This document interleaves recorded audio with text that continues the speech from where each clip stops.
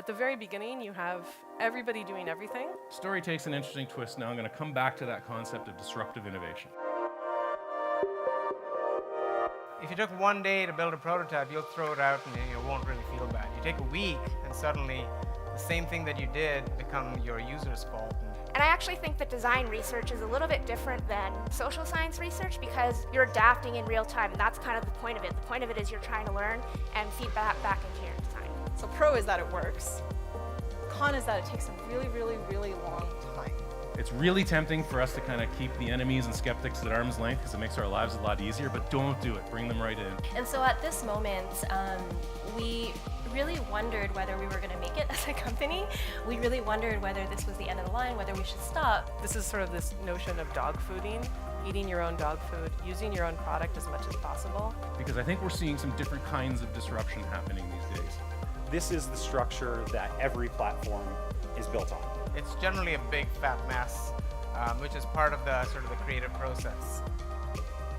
And I think that really speaks to the tenacity of entrepreneurs to learn whatever they need to learn and make it happen.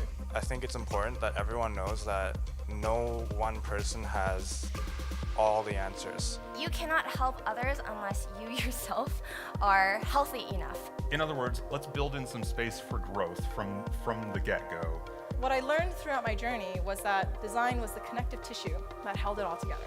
There's no substitute for just connection with seeing how people use the service. A lot of people talk about wonderful stories of being in successful startups, but not very many people talk about the pain and the suffering and the challenges. Going with the flow, but also making sure that you're doing it kind of in a conscious way. Designers who want to work in a more future-proof and future-centered way should be more like architects. We need to aspire to design and build beautiful things that last. Give yourself 2 or 3 days to mope around in bed after you get rejected. But after 3 days, roll out of bed and see what you can do to do better.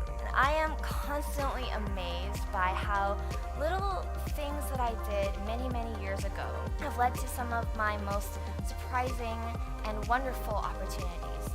And that was the moment where I was like, okay, guys, this is working, yay! Mind is blown, right?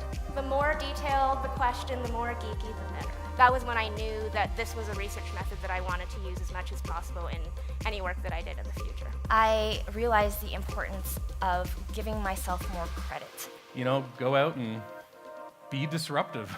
That openness to what our role could be is truly what makes a designer a designer.